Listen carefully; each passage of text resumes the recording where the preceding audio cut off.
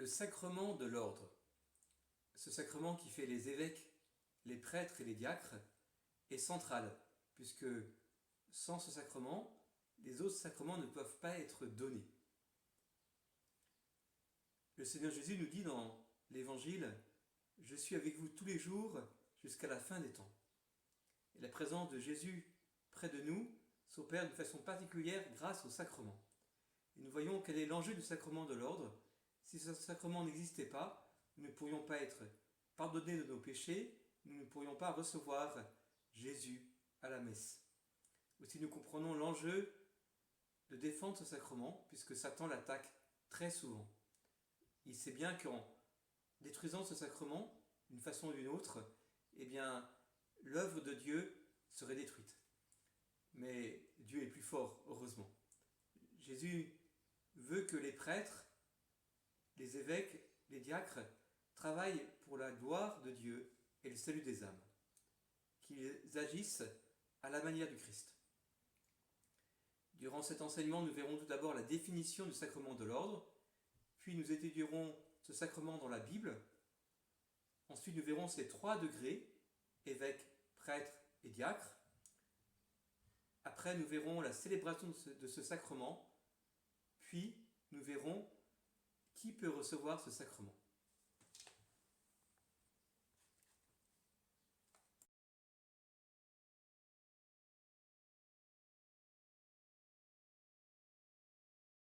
La définition du sacrement de l'ordre. L'ordre est le sacrement grâce auquel la mission confiée par le Christ à ses apôtres continue à être exercée dans l'Église jusqu'à la fin des temps. Il comporte 3 degrés, les évêques, les prêtres et les diacres. Le nom de ordre vient du mot ordonner. L'Église est organisée pour la mission. Elle comporte une hiérarchie dont font partie les prêtres, les évêques et les diacres. Ce sacrement confère le don du Saint-Esprit pour exercer un pouvoir sacré. Ce n'est pas un pouvoir selon l'esprit du monde, c'est un pouvoir sacré qui vient du Christ lui-même par son Église.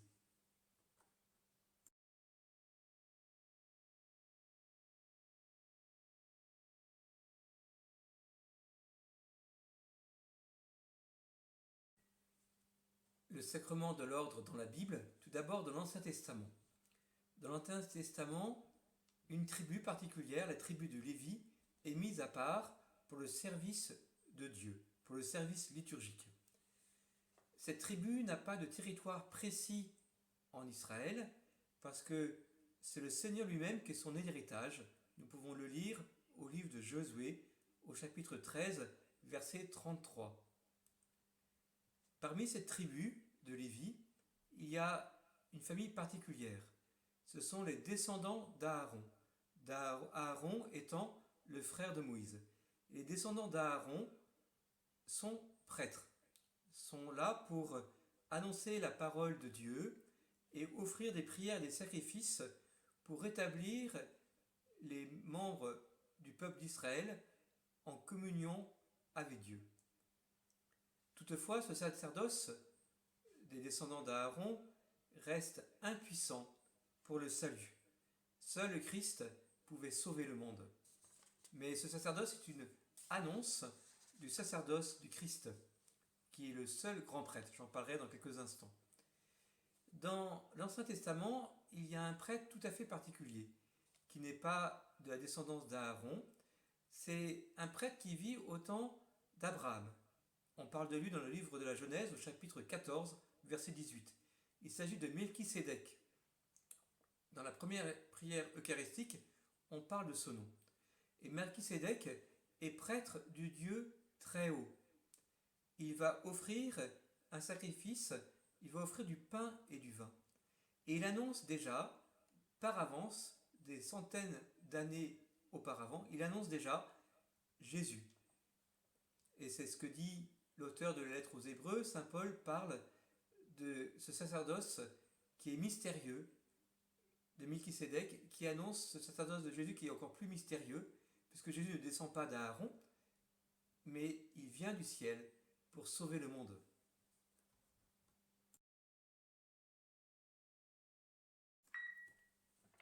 le Christ est l'unique grand prêtre, car c'est le seul qui offre un sacrifice parfaitement efficace pour nous sauver. Il s'offre lui-même sur la croix, il est en même temps le prêtre et la victime, et il est saint, innocent et immaculé. Il n'a pas besoin d'offrir ce sacrifice pour lui-même, mais il l'offre pour chacun de nous. Ce sacrifice est accompli une fois pour toutes, et pourtant il est rendu présent dans chaque messe. Et c'est pour cela que nous avons des prêtres dans le Nouveau Testament. C'est Jésus lui-même qui les institue, et ces prêtres agissent en la personne de Jésus. À travers ces prêtres, c'est Jésus le seul vrai prêtre qui agit. Les autres prêtres le sont en Jésus. C'est pas un sacerdoce comme pour Aaron qui vient d'une descendance d'une certaine lignée familiale, c'est un sacerdoce qui est donné par un sacrement. C'est un véritable service, et le pouvoir sacré qu'ont les prêtres, les évêques et les diacres est un pouvoir de service, servir le Christ et servir les autres. Bien sûr, dans ce service, il y a la faiblesse humaine et aussi les péchés des membres de l'ordre, mais l'Esprit Saint, pour prévoir que l'Évangile aille jusqu'à la fin des temps, agit de telle façon que dans les sacrements, quel que soit l'état de l'âme de celui qui célèbre le sacrement, si c'est un grand pécheur ou pas, ce sacrement reste valable, valide. La messe, la confession, si le prêtre est un pécheur, eh bien, on reçoit quand même le sacrement du pardon, on reçoit quand même vraiment Jésus. C'est une assurance que Dieu a donnée. Par contre, cette assurance n'est pas valable pour tous les actes qui sont faits au service du peuple de Dieu. D'autres actes, comme la prédication, le gouvernement, sont pas assurés de la même façon par le Saint-Esprit. Le péché, la faiblesse humaine a une marque plus importante dans ces domaines-là.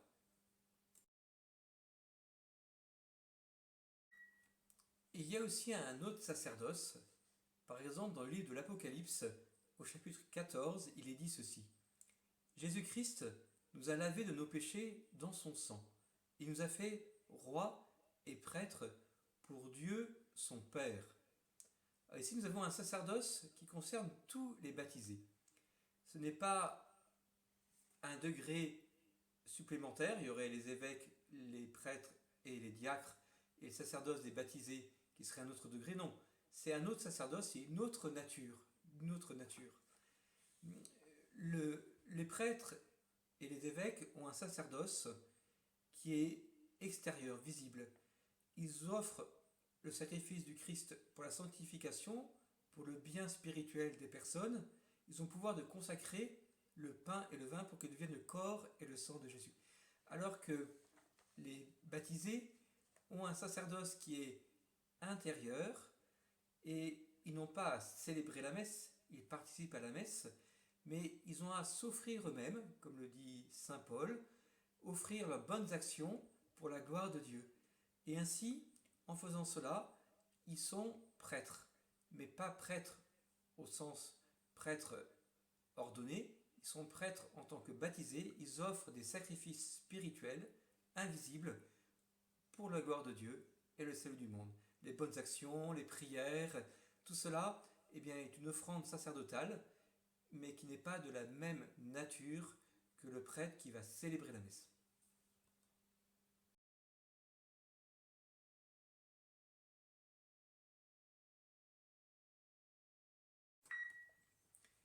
Les 3 degrés du sacrement de l'ordre. Voici ce que dit le Concile Vatican II dans la Constitution Lumen Gentium au chapitre 28. Le ministère ecclésiastique, institué par Dieu, est exercé dans la diversité des ordres par ceux que déjà, depuis l'Antiquité, on appelle évêques, prêtres et diacres. Donc, le sacrement de l'ordre comporte 3 degrés. Les 2 premiers degrés, évêques et prêtres, font partie du sacerdoce. Et ils exercent 3 charges, la charge de sanctifier, d'enseigner et de gouverner. Et les diacres sont destinés à les aider dans cette mission. Et les diacres, diakonos veut dire serviteur, sont appelés à refléter l'image du Christ, serviteur. Alors je vais d'abord parler des évêques, car eux, ont la plénitude du sacrement de l'ordre. Ils sont responsables, ils peuvent ordonner des prêtres, ce que ne peuvent pas faire un prêtre pour un autre. Ils peuvent aussi donner aux prêtres le pouvoir de confesser, le pouvoir de faire des exorcismes. C'est un choix de Jésus lui-même. C'est Jésus lui-même qui a décidé d'appeler 12 apôtres, notamment dans l'évangile selon saint Matthieu au chapitre 10, verset 1 et suivant, cela est relaté. Il appelle ses 12 disciples, il leur donne pouvoir sur des esprits impurs afin de les chasser et le pouvoir de guérir toute maladie, toute infirmité. Suivent le nom des 12 apôtres. Les 12 apôtres reviennent souvent, très souvent dans l'évangile. C'est une volonté précise de Jésus. Et ces apôtres ne sont pas faits que pour une dizaine d'années après la résurrection du Christ. Le Christ leur a donné des instructions et ils vont choisir des successeurs. Saint Paul en parle dans ses lettres. Et déjà dans le livre des Actes des Apôtres, au chapitre 1, Saint Pierre va choisir, sous l'effet de l'Esprit Saint, va choisir un successeur, alors pas un successeur, plutôt un remplaçant dans ce cas, un remplaçant à Judas. Et ça va être Saint Matthias. Cela est relaté donc dans le livre des Actes des Apôtres au chapitre 1. Et c'est très important, car depuis l'origine de l'Église, il est très important que les évêques soient tous des successeurs des apôtres. Si bien que, pour avoir cette assurance, quand un évêque est ordonné, il n'est pas ordonné par un seul évêque, il est ordonné par 3 évêques, pour qu'au moins, une assurance qu'il y a une forte solidité dans la succession apostolique. Parce qu'on peut imaginer qu'un évêque ordonne un autre, soit un jour un faux évêque, alors c'est un truc un peu bizarre, mais en temps de persécution ça peut arriver, mais pour avoir cette assurance, il faut 3 évêques pour ordonner un évêque. Alors je voudrais vous lire ce passage de la Constitution Lumen Gentium du Concile Vatican II au chapitre 21. Pour remplir leur haute mission, les apôtres furent enrichis par le Christ d'une effusion spéciale de l'Esprit Saint descendant sur eux. Eux-mêmes, par l'imposition des mains, transmirent à leurs collaborateurs le don spirituel qui s'est communiqué jusqu'à nous à travers la consécration épiscopale, donc à travers l'ordination des évêques.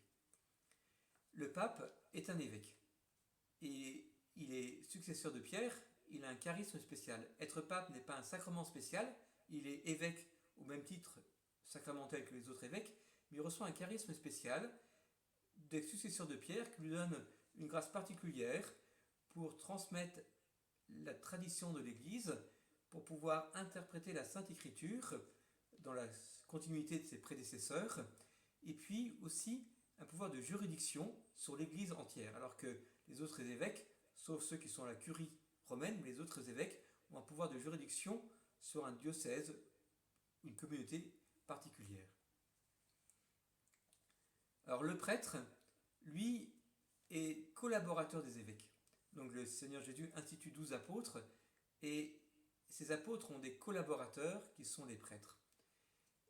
Ils reçoivent, comme pour les apôtres, des pouvoirs spéciaux, notamment de célébrer la messe, et cela est donné aux apôtres le jeudi saint, où le Seigneur Jésus, après avoir dit les paroles de la consécration sur le pain et le vin, va leur dire « Faites ceci en mémoire de moi ». Donc continuez à le faire. Et cela est valable pour les apôtres, ceux qui sont ordonnés par les apôtres, leurs successeurs, évêques, et aussi pour les prêtres ordonnés par les évêques, qui sont leurs collaborateurs. Aussi, les prêtres vont recevoir le pouvoir, à la suite des apôtres, de confesser les péchés. Dans l'évangile selon saint Jean, au chapitre 20, versets 22 à 23, Jésus dit aux apôtres, après ces paroles, il souffla sur eux et leur dit, recevez l'Esprit Saint. Ceux à qui vous remettrez les péchés, ils leur seront remis, et ceux à qui vous les retiendrez, ils leur seront retenus. Le prêtre a au centre de sa vie la messe, la célébration de la messe, qui est l'acte principal de ces journées, et qui est l'acte le plus important qu'on puisse imaginer. Le pape Benoît XVI en parlait comme, mais dans le bon sens, comme une puissance d'une explosion atomique, mais c'est infiniment plus puissant qu'une explosion atomique, et c'est pas pour détruire, c'est une arme de construction massive et pas de destruction massive. Alors les diacres, eux, sont ordonnés en vue du service. Dans le livre des Actes des Apôtres, au chapitre 6, à un moment donné, il y a conflit, parce que des veuves ne sont pas aidées par l'organisation de l'Église. Alors il va être décidé de choisir 7 hommes qui vont être ordonnés diacres, Saint Étienne, Saint Philippe, etc. Et ces diacres ont pour mission d'assister les évêques et les prêtres dans la célébration de l'Eucharistie. Ils peuvent donner la communion, ils peuvent célébrer des mariages, ils peuvent prêcher, ils proclament l'évangile, ils peuvent présider aux funérailles et aussi avoir un service particulier auprès des personnes en difficulté. Après ces 3 degrés du sacrement de l'ordre, donc les évêques, les prêtres et les diacres, nous avons aussi des ordres mineurs ou des ministères institués. Depuis la réforme de Paul VI, il y a 2 ministères institués, le lectorat et la colita, ou le ministère de la parole et de l'Eucharistie, donc pour lire les lectures à la messe et pour pouvoir porter la communion aux malades notamment. Il y a aussi d'autres ministères institués qui remontent à l'Antiquité, et ces ministères institués existent dans la forme extraordinaire, donc le ministère de portier, d'exorciste, de lecteur, d'acolyte. Et ces ministères institués ont pour mission, et puis aussi de sous-diacres, ont pour mission d'aider les diacres, les prêtres et les évêques dans leur charge. Ces ministères institués sont importants. Tout séminariste, tout prêtre passe par ces différentes étapes. Je me rappelle, à un moment donné, j'étais institué lecteur, puis acolyte. Et c'est important pour nous parce que notre formation dure 7 ans. Et 7 ans, en fait, c'est long quand on est jeune, quand on a la vingtaine. 7 ans, ça paraît une éternité. Et par ces étapes, eh bien, le Seigneur permet de construire notre physionomie intérieure de futur prêtre et d'avancer petit à petit vers cette ordination pour laquelle nous sommes toujours trop pauvres, en fait, car ça nous dépasse infiniment. La formation, donc, je disais, dure 7 ans pour devenir un prêtre. Et ce qu'on demande d'abord en premier pour le prêtre, c'est de vivre en chrétien et de façon radicale, dans sa façon de se comporter, dans la pureté de sa vie. On lui demande aussi de se former intellectuellement, de bien connaître la Sainte Écriture, la tradition de l'Église, pour pouvoir le redonner aux personnes et aussi pour pouvoir en vivre et nourrir sa propre vie spirituelle.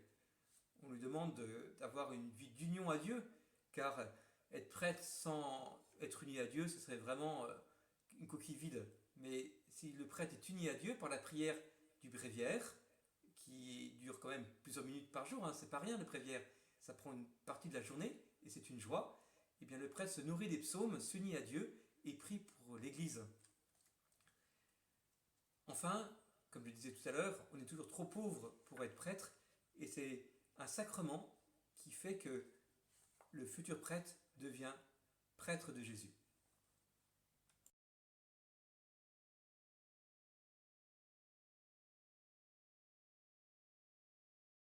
La célébration du sacrement de l'ordre. Tout d'abord, qui peut célébrer ce sacrement? Ce sont les évêques qui peuvent ordonner des prêtres et des diacres. Le jeune homme est d'abord ordonné diacre, puis prêtre, et certains, étant appelés par Dieu, sont ordonnés évêques. Le rite essentiel de ce sacrement est l'imposition des mains. Et cette imposition des mains, pour l'évêque, le prêtre et le diacre, est accompagnée d'une prière particulière qui va soit demander au Seigneur que cet homme devienne évêque, soit prêtre, soit diacre. Nous avons aussi d'autres rites durant la célébration, notamment la litanie des saints, pour demander à l'Église triomphante, l'Église glorieuse du ciel, de prier pour ce futur ordonné, et aussi la prière au Saint-Esprit qui est le Veni Creator Spiritus.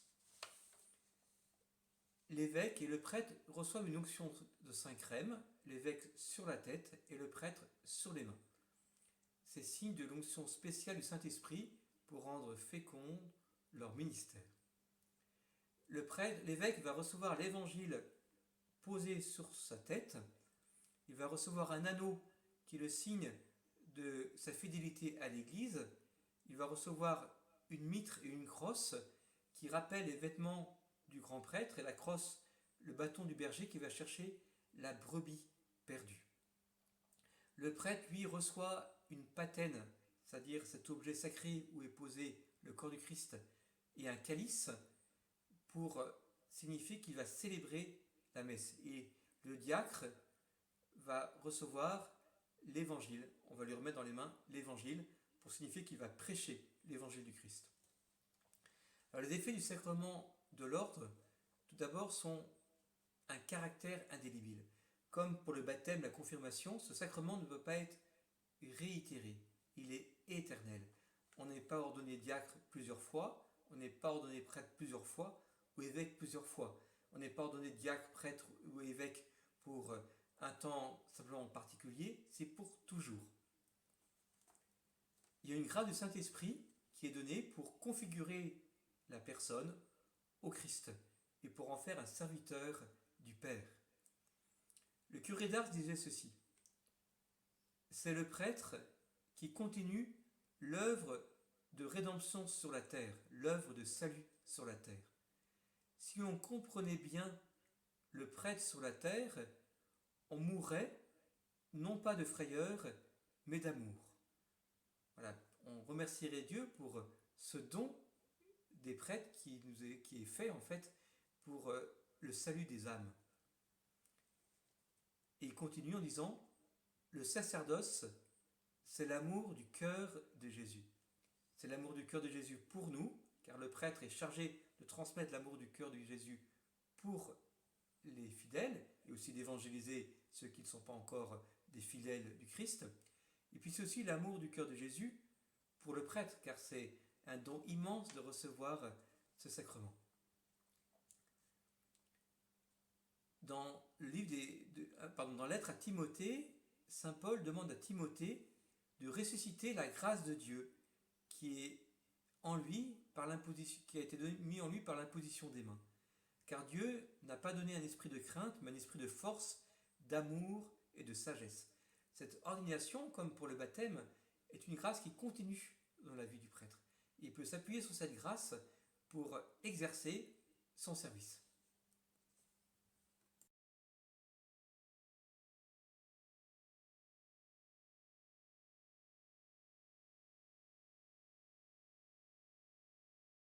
Qui peut recevoir ce sacrement de l'ordre? Eh bien, l'Église nous dit, à la suite du Christ, que seul un homme baptisé peut recevoir validement le sacrement de l'ordre. Si ce n'est pas un baptisé ou si c'est une femme baptisée, eh bien, ce sacrement ne peut pas être donné, il n'y a pas de réalisation du sacrement. Et il y a une logique à cela, tout d'abord parce que c'est à la volonté du Christ, il a choisi 12 hommes pour faire les apôtres, il n'a pas choisi sa mère, qui est quand même la créature la plus parfaite, et donc il a choisi 12 hommes, qui ne sont pas tous parfaits à l'origine, comme apôtres, donc ce n'est pas une question de sainteté, c'est une question du choix du Christ. Et de même, les apôtres, et c'est clair dans le Nouveau Testament et dans toute la tradition de l'Église, ont toujours choisi des hommes comme successeurs. C'est normal, puisque en fait, le prêtre, le diacre ou l'évêque sont là pour représenter le Christ, et le Christ étant homme, eh bien ce sont des hommes qui sont ordonnés prêtres, diacres ou évêques. De même que le Christ a utilisé du pain et du vin pour la célébration de la messe, on ne peut pas s'amuser à célébrer avec du jus d'orange ou du riz, parce que ça ne serait pas valide. On est lié à ce que Jésus a fait, puisque Dieu est venu dans le monde, c'est historique, et c'est lui qui a agi, et on est lié à cela. Ce n'est pas être borné ou ringard, c'est être fidèle à la volonté du Christ, c'est simplement cela. Alors, un petit témoignage d'une femme qui s'appelle Kroll, si je me rappelle bien, K-R-O-2-L, qui était la première femme ordonnée prêtre dans l'église anglicane au Pays de Galles. Et cette femme est une grande militante de cette cause de l'ordination des femmes. Mais ce qui s'est passé, c'est qu'après une retraite, elle est devenue catholique et elle a choisi de ne pas exercer, entre guillemets, puisqu'elle n'était pas vraiment prêtre, mais elle se pensait prêtre, de ne pas exercer cette mission de prêtre. Elle le dit dans son témoignage qui est beau, et elle dit que c'était en fait une recherche de pouvoir. Elle pensait que être prêtre, c'était avoir un pouvoir humain, c'était une sorte d'orgueil en fait. et elle a rejeté ça comme quelque chose qui n'est pas de Dieu. Et ainsi, elle a rejoint ce que dit l'Église, c'est que nul n'a le droit de recevoir le sacrement de l'ordre. C'est un appel immérité de Dieu, c'est un appel gratuit de Dieu. C'est quelque chose qui dépasse complètement la personne. Ainsi, le Seigneur a demandé à ses apôtres de ne pas régner en maître comme les grands de ce monde, mais de servir à la manière du Christ.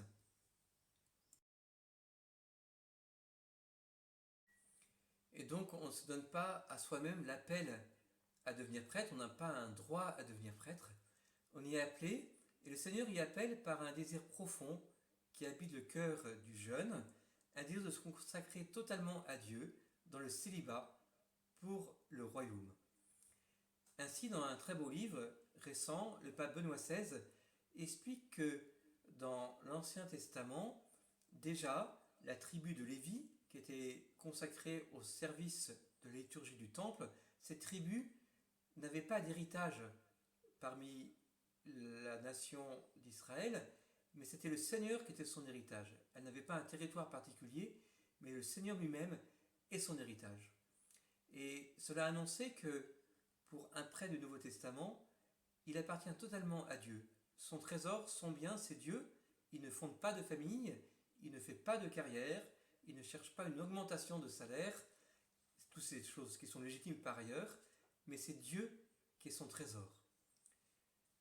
Et il y a une raison profonde à cela, c'est que le Christ lui-même a vécu célibataire. Il aurait pu se marier, c'était quelque chose qui était universel dans le peuple d'Israël, et Jésus ne se marie pas. Il est consacré au Père, et il va donner sa vie en sacrifice pour sauver le monde.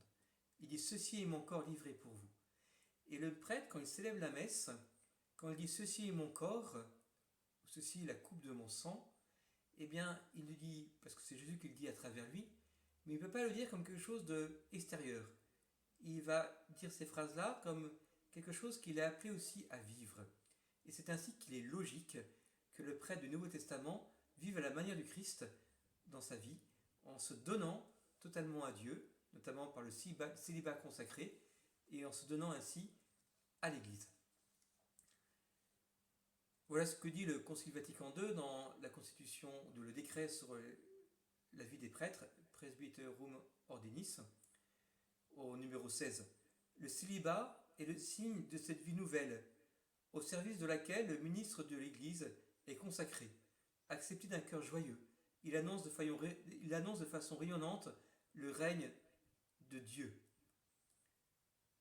Alors cette tradition de célibat consacré, et là je voudrais remettre en cause pas mal d'erreurs historiques, cette tradition de célibat consacré est depuis le Christ l'origine de l'Église. En Matthieu chapitre 19, Saint Pierre dit au Christ, mais nous qui avons tout quitté, et Jésus dit, vous qui avez quitté une famille, des femmes, des enfants, une maison, une terre, vous recevrez au centuple. Donc dès l'origine, il y a une vie de célibataire. Soit le jeune, comme Saint Jean ou Saint Paul, était célibataire et il reste célibataire après son ordination, soit il était marié et il quitte sa famille pour suivre Jésus. Et on a vu plusieurs cas dans l'histoire de l'Église de personnes, et c'est quelque chose de courant, puisqu'on a ça dans les premiers conciles, qui quittent leur famille pour vivre, pour suivre Jésus. On peut imaginer, je n'ai pas trop d'éléments, qu'il y avait un accord de la famille, bien sûr, pour cette nouvelle vie, et que les enfants étaient dans un âge où ils étaient éduqués. Mais c'est quelque chose de particulier qui existe toujours. Il y a quelques cas dans le monde où l'homme et la femme choisissent tous les deux une vie consacrée, par exemple dans un monastère chacun, pour suivre Dieu. C'est des cas très rares, mais dans l'Antiquité jusqu'au Moyen-Âge, c'est des cas courants. À un moment donné, l'Église, sous l'influence du Saint-Esprit, va ordonner que des hommes qui étaient célibataires avant, et donc qui n'ont pas acquitté de famille pour vivre le sacerdoce. Il y aura une déviance en Orient.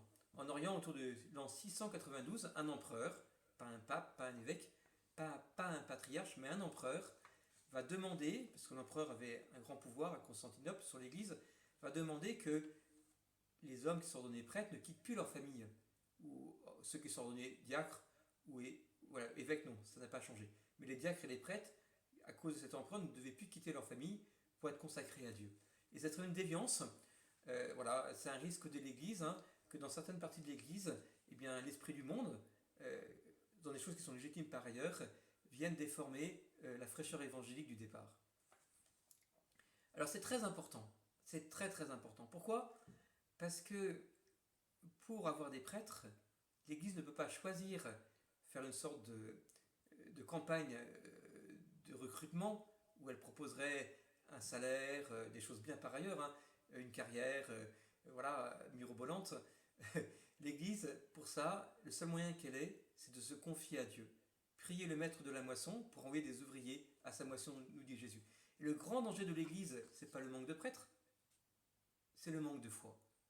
Le grand danger de l'Église, c'est de perdre la vigueur de la foi. Alors l'Église ne la perdra jamais, parce qu'elle a les promesses de la vie éternelle, mais dans des pans entiers de l'Église, il peut y avoir une perte de foi, ou une foi attiédie, qui va faire que des parties entières de l'Église vont s'effondrer d'un coup.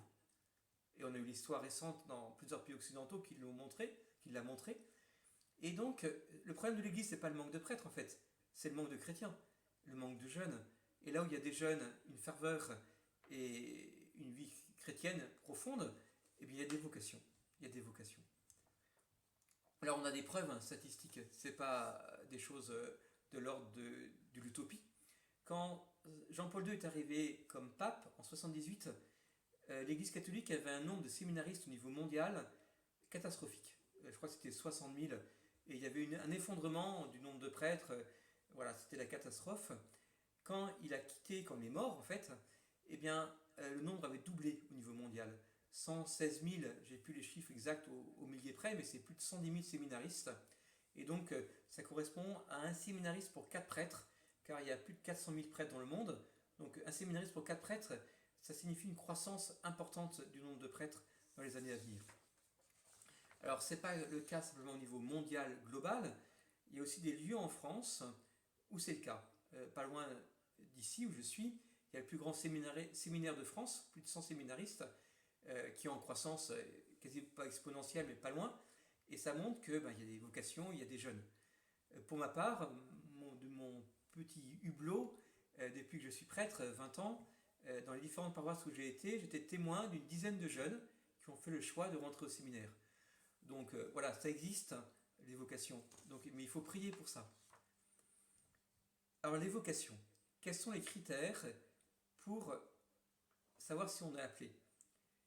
Alors, donc il faut d'abord avoir un désir de vie chrétienne et de nourrir son intelligence par la Sainte Écriture et la tradition, hein, de découvrir qui est Dieu et de donner aux autres. Et puis un désir surnaturel d'être prêtre. Je dis bien un désir surnaturel. C'est-à-dire qu'on n'est pas prêtre pour de l'argent, pour être connu des hommes, des autres hommes, parce qu'on parle devant du monde. Voilà, on est prêtre pour la gloire de Dieu et celui des âmes. Et ça, c'est surnaturel. Et plus on prie, plus on s'unit à Dieu, plus ce désir grandit. C'est bon signe. Le temps est un bon signe. Alors, si on vient se convertir, moins d'un an par exemple, des fois on a tellement un élan de sainteté qu'on se dit, je vais devenir prêtre, quelque chose d'important pour moi. Alors, ce n'est pas automatiquement notre appel. Quand on s'est converti, c'est important de bien poser sa vie chrétienne et de découvrir qu'il y a différents chemins de sainteté. Mais quand on a posé sa vie chrétienne, quelque temps après la conversion, pour quelqu'un qui se convertit adulte, eh bien là on peut être plus attentif à un désir nouveau que Dieu met en nous qui viendrait de Dieu.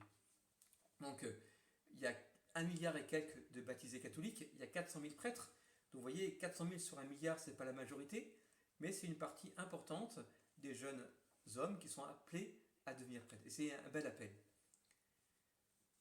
Et puis, ce qui va authentifier ce désir surnaturel, eh bien, c'est l'évêque. C'est l'évêque qui va dire, oui, je reconnais que c'est un appel qui vient de Dieu.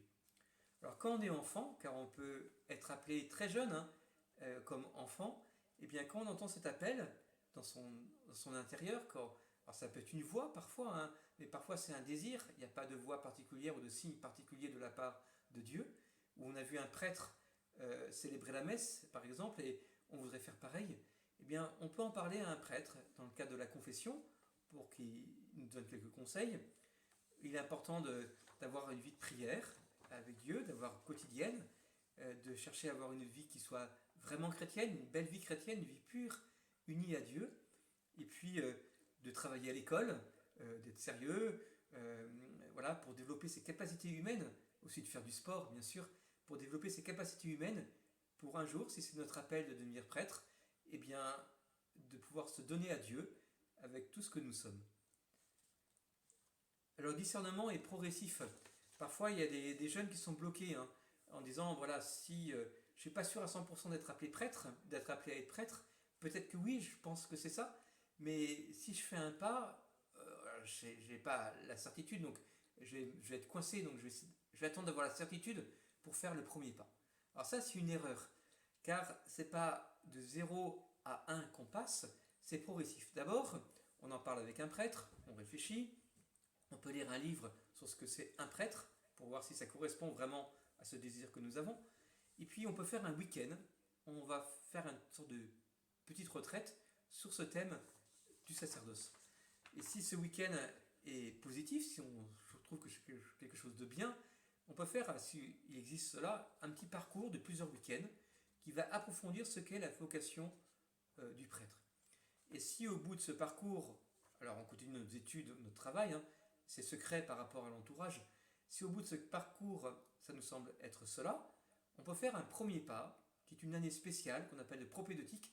Là, pour le coup, c'est officiel, les gens le savent. On passe une année à consacrer notre discernement, savoir si c'est notre appel, et aussi à se former déjà, à prier et à approfondir notre relation à Dieu, notre connaissance de la Sainte Écriture et de la tradition, de la révélation. Et si c'est confirmé, au bout de cette année de propédeutique, où il y a une retraite en silence conséquente, eh bien, nous pouvons rentrer au séminaire qui dure 6 ans, et là, il y a différentes étapes encore, et à chaque fois, c'est progressif. Donc, ce n'est pas un doigt qu'on met dans un engrenage qui nous emporte de façon mécanique vers l'ordination, c'est des étapes progressives où à chaque fois, nous mettons l'écoute de Dieu et nous posons un acte de liberté. Et notre liberté ainsi est vraiment prise en compte. Et je me rappelle quand j'étais ordonné diacre, j'étais touché car pour moi c'était la plus grande œuvre de ma vie libre que je posais de me donner à Dieu. Ce n'était pas du tout sous la contrainte, j'ai jamais fait un acte aussi beau et aussi libre que de me donner à Dieu.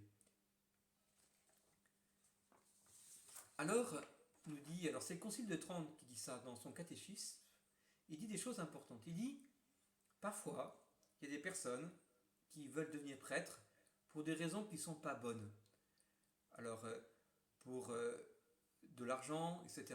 Alors, le Concile de Trente, son catéchisme, met en garde, en disant, Judas a mal tourné. Judas tenait la bourse commune, et son désir de l'argent a fait qu'il a livré le Christ. Donc, vouloir des choses qui sont liées à des choses saintes, célébrer la messe, etc., pour des motifs futiles du genre de l'argent ou de l'honneur, eh bien c'est un bon moyen de se damner. Je dis bien de se damner, car c'est quelque chose de redoutable de trafiquer les dons de Dieu. Et c'est ce que dit le catéchisme du Concile de Trente. Il met vraiment en garde contre ceux qui veulent s'approcher de l'autel en vue d'un profit. Il dit c'est un grand sacrilège. Alors cela n'était pas seulement valable au XVIe siècle, cela est toujours valable. Il y a des personnes qui font partie de réseaux anti-chrétiens, francs-maçons, LGBT, qui veulent s'infiltrer. Je connais des cas précis, et c'est quelque chose qui n'est pas la majorité, mais qui existe. Et il y a une belle histoire, un beau témoignage d'un jeune qui faisait partie de la Ligue communiste révolutionnaire et qui avait reçu comme mission d'infiltrer l'Église catholique. Et ce jeune était rentré au séminaire et il devait faire mine de prier, plein de choses. Et en fait, il s'est converti. Il s'est converti vraiment, il a donné son témoignage qu'il était communiste, qu'il voulait infiltrer l'Église pour la détruire de l'intérieur, car c'est plus facile de faire du mal à l'Église dans l'intérieur que par l'extérieur. Et en fait, il a rencontré Dieu et est devenu un chrétien fervent.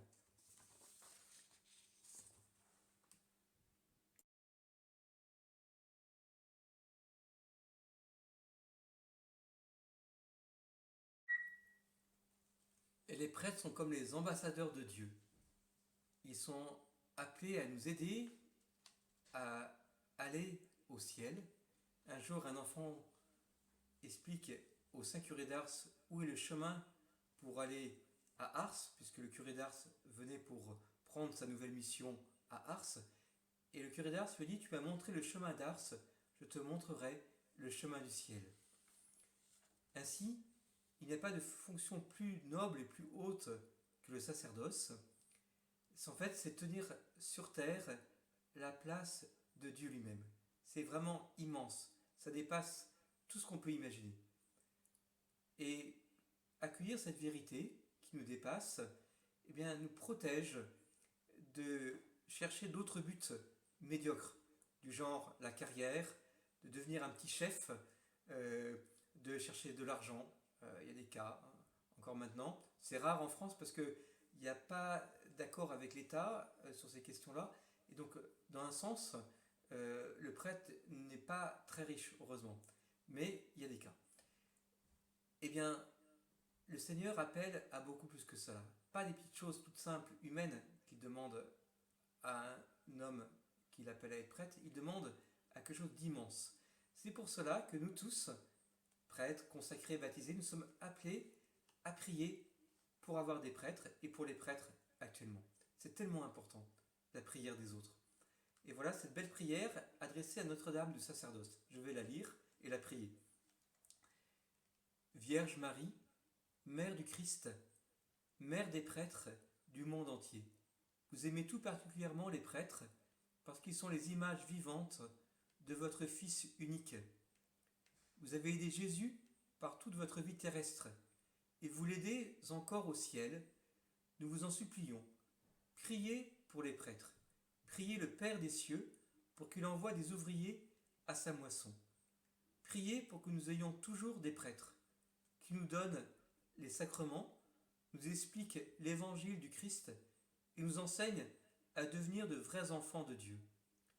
Vierge Marie, demandez vous-même à Dieu le Père les prêtres dont nous avons tant besoin. Et puisque votre cœur a tout pouvoir sur lui, obtenez-nous, ô Marie, des prêtres qui soient des saints. Amen. Notre-Dame du sacerdoce, priez pour nous.